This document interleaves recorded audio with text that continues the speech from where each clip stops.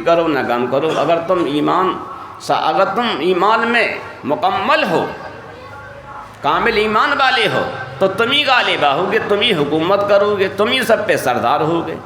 قرآن کو تو یہ فرمان ہے، وَلَا تَهِنُوا، سستی مت کرو، وَلَا تَحْزَنُوا، نہ کسی کا غم کرو، وَأَنْتُمُ الْأَعْلَوْنَ، تم ہی غالب رہو گے سب پر، ان کنتم مؤمنین، شرط یہ کہ تم ایمان میں کامل ہو جاؤ، قرآن نے فرمایا۔ تو قرآن نے نہیں فرمایا کہ تم اصلے میں کامل ہو جاؤ، بڑی فوج والے بن جاؤ، مالدار ہو جاؤ۔ اگر اصلے میں کامل ہوتے تو بدر والے پھر کیسے ہو جاتے؟ ان کے بعد نہ اسلحہ تھا، نہ مال تھا، نہ کچھ تھا، جہاں دیکھو یہی تھا۔ تو جنگ جو جیتی جاتی ہے وہ اسلحے کی بنا پہ نہیں، وہ اللہ کی رحمت کی بنا پر۔ وہ اللہ کی رحمت کب ہوگی؟ جب آدمی اللہ کے فرمان پہ عمل کرے گا، تقوی والا ہوگا، جب اللہ کی رحمت ہوگی۔ ایسے نہیں اللہ کی رحمت ہوگی۔ آپ دیکھنے میں تو بہت مسلمان ہیں مگر حقیقت کے لحاظ سے کام والے بہت کم ہیں۔ قرآن شریف میں اللہ تعالیٰ نے دوسرے پارے میں تابوت سکینہ کے اس میں بیان فرمایا کہ بنی اسرائیل پر جالوت بادشاہ بڑے ظلم ڈھا رہا تھا، ان میں کوئی وقت بادشاہ بھی نہیں تھا، بنی اسرائیل میں بڑی افراتفری پڑ گئی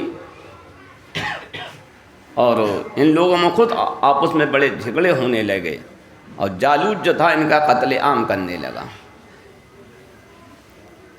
تو اب انہوں نے اللہ سے دعا کرنا شروع کر دی، کوئی نبی ہم میں بھیج دیا جائے۔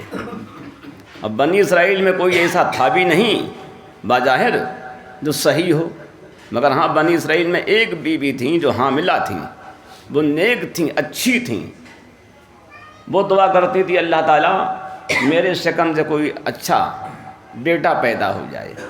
تو ان کے شکم سے جو بیٹا پیدا ہوا وہ اللہ کے نبی تھے، حضرت شمعون علیہ السلام۔ وہ ہوئے، جب وہ ہوشیار ہوئے تو بنی اسرائیل سے انہوں نے کہا، بنی اسرائیل نے ان سے کہا ہمارا کوئی بادشاہ مقرر کر دیا جائے۔ بولے ٹھیک ہے،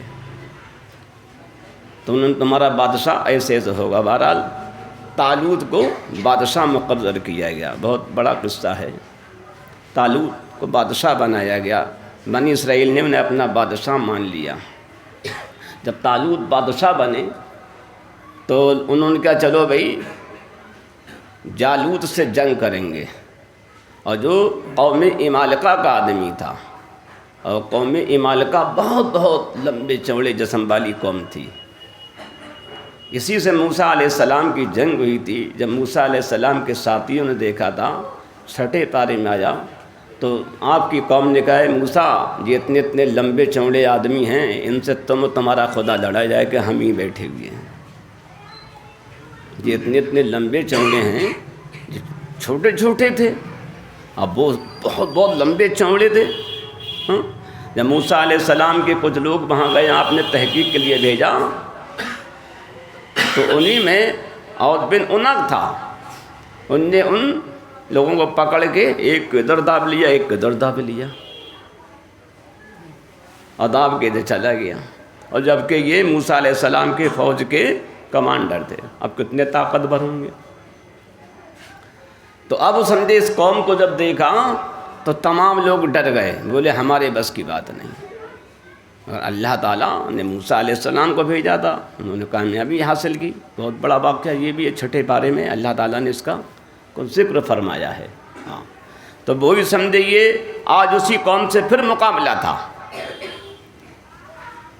طالوت بادشاہ کا، اور ادھر تھا جالوت بادشاہ، بہت بڑا ظالم تھا وہ۔ اب وہ ایسا ویسا نہیں تھا، بہت بڑا لمبا چوڑا آدمی تھا۔ بتایا گیا ہے قریب 150 شیر کا تو اس کا خود ہوا کرتا تھا، خود کہتے ہیں جو لوہے کا ٹوپا ہوتا، 150 شیر، کتنا ہو گیا سمجھے؟ کتنا بڑا تو بتاؤ، جو 1 کوئنٹل سے زیادہ وزن کا وہ لگاتا ہو، وہ کتنا طاقتور ہوگا؟ تو میں نے 1 کوئنٹل سے وزن سے زیادہ کا لگاتا ہو تو کتنا طاقتور ہوگا. اور اتنا لمبا چوڑا تھا، جب وہ کھڑا ہوتا تھا تو 1 میل تک اس کا سایہ جاتا تھا. اب بتاؤ اس سے کون لڑ پاتا؟ اور اس کی فوج میں ایک روایت میں آیا ہے 1 لاکھ آدمی تھے، اور ایک میں آیا 3 لاکھ آدمی تھے. 3 لاکھ آدمی تھے. ایک تو خود اتنا بڑا، اس کی فوج بھی بیسی لمبی لمبی چوڑی. اب اتنے بڑے سے مقابلہ ہے. یہ بیچارہ اسرائیل کیا ہے، پدو نہ پدو کا شیروا. ایمان ہونا چاہیے. ایسے سمجھے کتنے سے پیشاب میں بہا دیتے ہیں ایمان والے ہیں. خالد بن ولید نے اسی علاقے کو کچل کے رکھ دیا تھا. فاروق اعظم نے جب اس پہ سمجھے اپنی فوج بھیجی تو اسی بیت المقدس کی جنگ نہیں ہوئی، وہاں کے تمام نے مشورہ کیا. فاروق اعظم کو جب دیکھا آ رہے ہیں کس شان سے، سمجھے گھوڑے پہ نہیں گئے تھے، اونٹنی پہ گئے تھے، اور امامہ باندھے تھے، امامے میں بھی کئی پیبند تھے، کرتا پہنے تھے اس میں بھی کئی پیبند لگے ہوئے تھے، تلوار بھی ہاتھ میں نہیں تھی، کوڑا تھا سر. جب آپ جا رہے تو اپنی اونٹنی میں بیٹھ کے پہلے وہاں گئے جہاں آپ کی فوج پڑی تھی. ایک دن وہاں رکے تو کمانڈروں نے کہا سرکار ایسا ہے، ہم آپ کو اچھا جبہ دے رہے ہیں، آپ جبہ پہن لیں، اور اچھا بالا امامہ دے رہے ہیں آپ یہ باندھ لیں، اچھا بالا عربی گھوڑا دے رہے ہیں آپ اس پہ بیٹھیں. بولے نہیں نہیں. بولے حضرت وہاں جائیں گے عیسائی لوگ ہیں، ان کے بعد بڑے بڑے اچھے سمجھے گھوڑے ہیں، اچھی تلواریں ہیں، اچھے لباس ہیں، اور آپ ایسے جائیں. بولے نہیں، مجھے دکھانا کچھ نہیں، میں اللہ کے لیے جو کرتا ہوں جو ہوتا کرتا ہوں اللہ کے لیے کرتا ہوں. آپ اسی انداز میں گئے. غلام کو جتنی دور آپ گھوڑے پہ اس پہ سوار بھی بیٹھتے تھے اونٹنی پہ، اتنی دور گھوڑے کو غلام پیدل چلتا تھا، پھر غلام کو بیٹھا کے اتنی دور پیدل چلا کرتے تھے. اس طرح سے آپ جا رہے ہیں. اگر 1 میل چل لیے گھوڑے وہاں بیٹھے تو 1 میل اسے بیٹھا لا کرتے تھے. ہے کوئی ایسا انصاف بھلا دنیا میں؟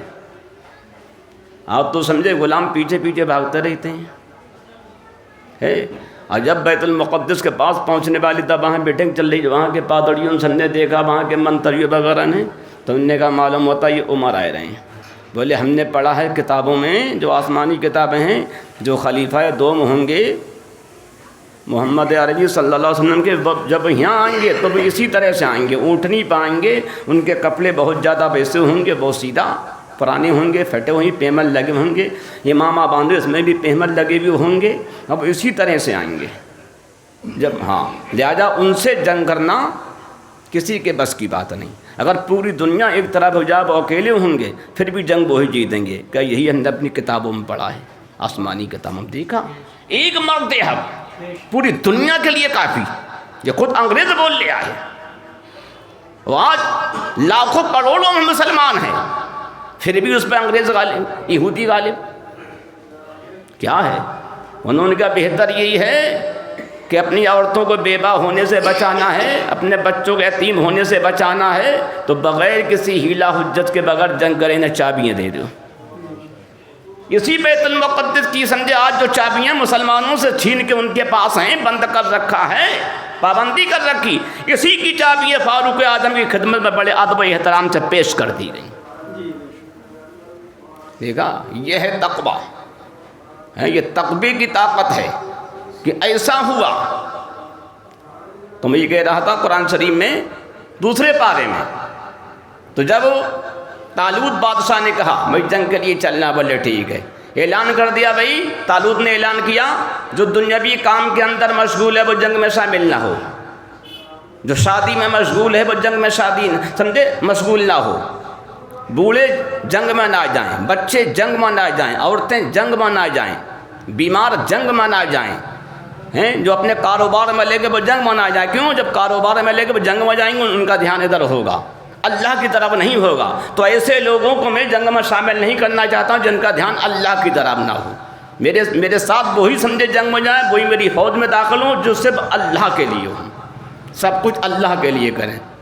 ہاں، تو لوگ میدان میں نکل آئے. ایک روایت میں آیا 80,000 نکلے. کتنے؟ اور ایک روایت میں یہ بھی آیا اور کئی روایتوں میں آیا کہ 3 لاکھ. 3,30,313 نکلے. کتنے تھے؟ 3,03,313. جب یہ فوج چلی، حضرت طالوت نے فرمایا جو بادشاہ تھے اور حضرت شمول علیہ السلام بھی اس میں شامل تھے جو اس وقت کے نبی تھے، تو اعلان کیا بھئی دیکھو ایک نہر آنے والی ہے. اور وہ نہر غالباً اردن کی تھی، جو اردن ہے نہیں، یہی فلسطین کے پاس، جو فلسطین اور مصر کے بیچ میں ہے وہ نہر. مصر ہے نہیں ادھر کے لیے، ہاں ادھر کے لیے بحر روم ہے، تو اس کے بیچ میں وہ نہر پڑتی ہے. اور نہر کوئی زیادہ بڑی نہیں، چھوٹی سی نہر.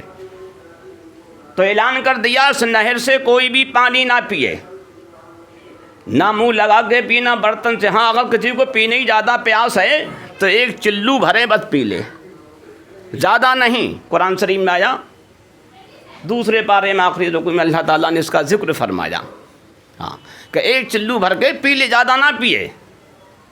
اور اس کے جانور کے لیے بھی ایک ہی چلو. گرمی بہت تھی، اب اللہ نے امتحان کے لیے گرمی اور بڑھا دی. اتنی گرمی بڑھ گئی کہ آدمی بےتاب ہو گیا پانی کے لیے. جب وہ نہر آئی اس نہر پہ لوگ بری طریقے سے ڈٹ گئے پانی پینے کے لیے.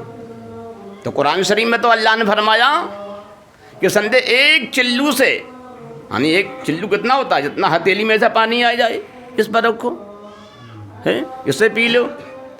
ان لوگوں نے سمجھے بار بار بھر بھر کے پی رہے تھے، اور کسی نے ایسے ہی منہ لگائے کے پینا شروع کر دیا. پیتے پیتے گھنٹے انہیں ہوئے گئے، پیاسی نہ بجھی، ان کی پیاس نہیں بجھی. اب پیتے پیتے اونٹ کالے پڑ گئے. دیکھا جب کسی کو استسقا کا مرض ہوتا ہے تو پانی پیتے پیتے اونٹ کالے ہو جاتے ہیں اور پیٹ ایسے نکل آتا ہے. دیکھا ہے جب کسی کو ایسا ہوتا ہے تو انہیں وہی ہو گیا.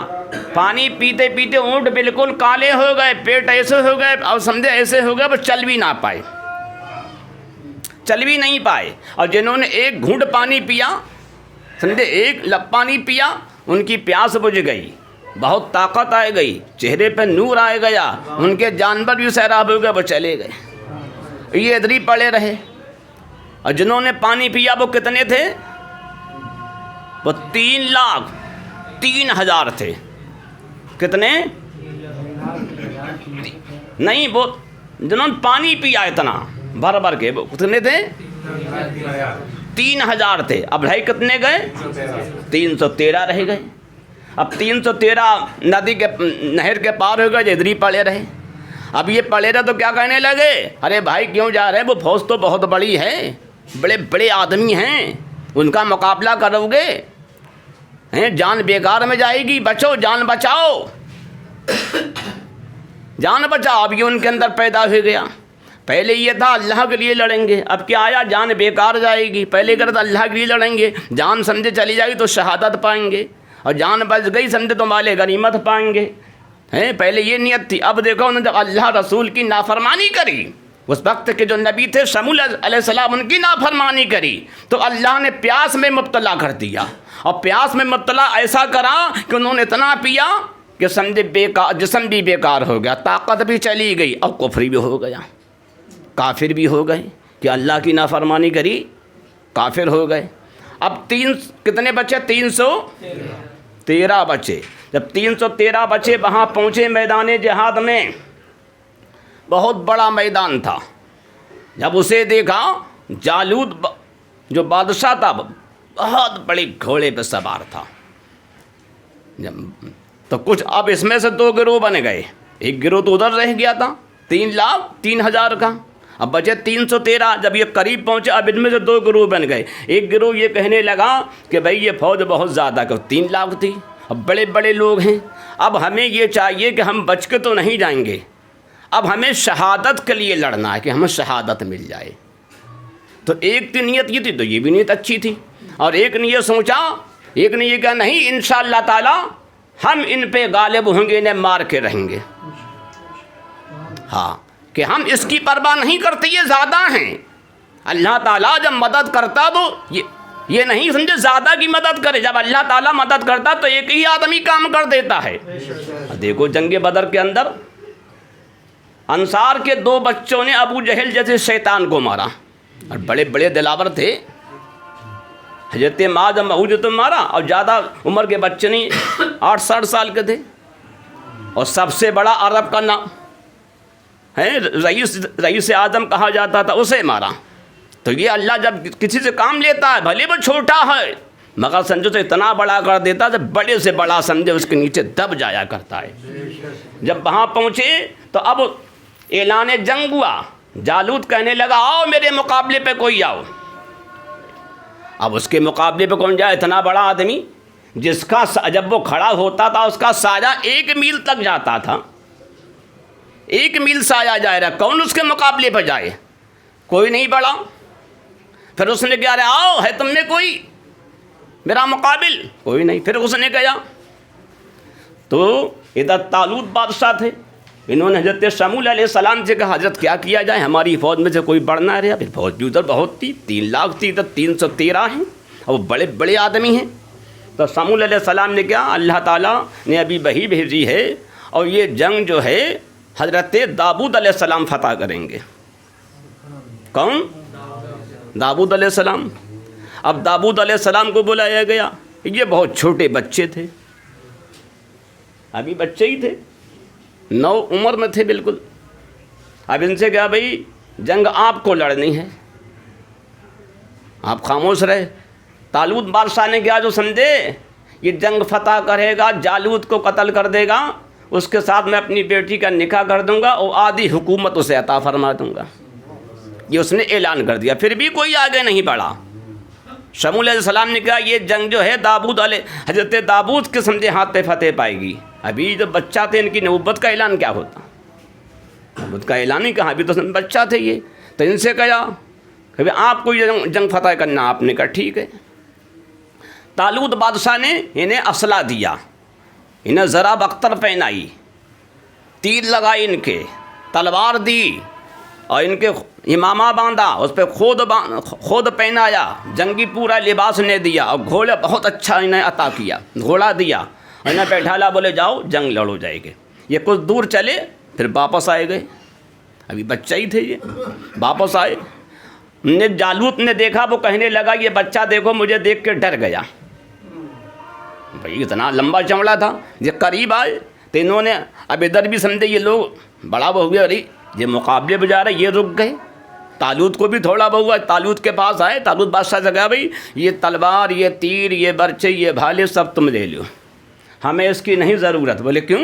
بولے اللہ تعالیٰ جب مدد کرے گا تو ویسے ہی مدد کر دے گا، ہم اللہ کی مدد پہ بھروسہ کرتے ہیں، تیر پہ تلوار پہ کسی پہ نہیں، نہ تیگو تیر پہ تکیا، نہ برچھی پر، نہ بھالے پر بھروسہ تھا انہیں، ایک سادہ کملی سمجھے نور والے پر۔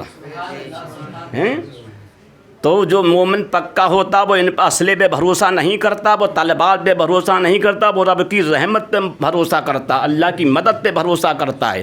تو داؤد علیہ السلام نے سارا اسلحہ واپس کر دیا، چلے جنگ کے لیے۔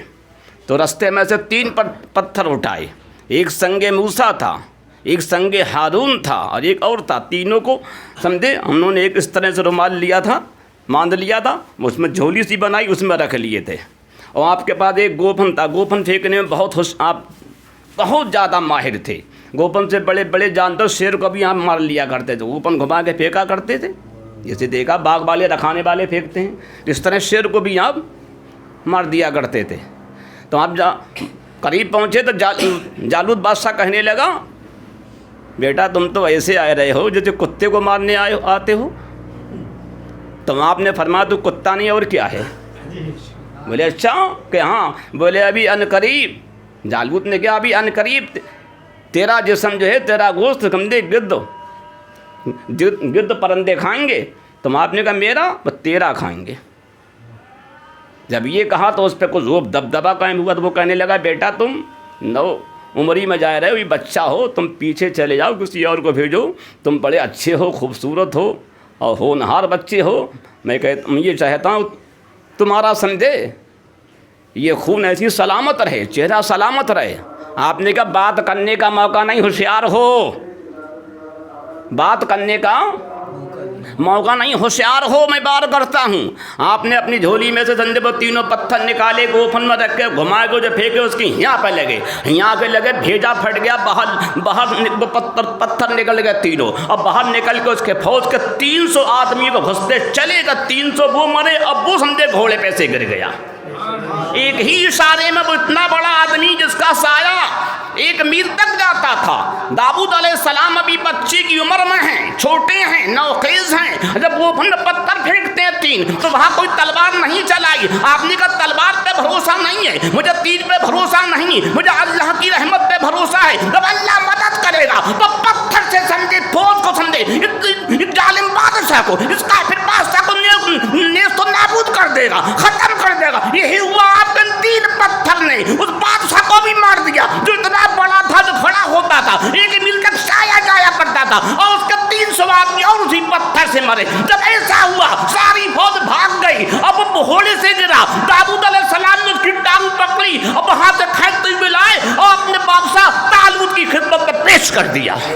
بولے میں کتے کو تمہارے پاس لاتا ہوں. تو معلوم یہ ہوا اللہ تعالیٰ مدد جو کرتا ہے وہ تقوی و طہارت کی بنا پہ کرتا ہے. اللہ تعالیٰ جو جیت دیتا ہے وہ تقوی و طہارت کی بنا پر دیتا ہے، بڑی فوج کی بنا پر نہیں دیتا. جتنی اسلامی جنگ ہوئی ان میں سب میں فوجی کم تھے، اللہ کی رحمت زیادہ تھی. اللہ کی رحمت ہمیشہ تقوی والوں کے ساتھ ہوتی ہے. تو اس لیے ہمیں چاہیے ہم برائیوں کو ختم کریں، گناہوں سے توبہ کریں، پھر ہم دعا کریں انشاءاللہ تعالیٰ 1 اسرائیل نہیں 1000 اسرائیل آ جائیں، سب سمجھے بہت جلدی مٹی میں مل جائیں گے. اللہ تعالیٰ ہم تمام کو اچھے کام کرنے کی توفیق عطا فرمائے. اللہ نے فرمایا ایمان والو اللہ سے ڈرو اور سچوں کے ساتھ ہو جاؤ. ہمیشہ ہم تقوی و طہارت کے ساتھ رہیں اور اچھے لوگوں کے ساتھ رہیں. اللہ تعالیٰ ان اچھے کو سب کے میں ہمیں اچھا بنائے اور کوئی غلطی ہوگی معاف فرمائے. بآخر الدعوانا ان الحمد للہ رب العالمین. لا الہ الا اللہ.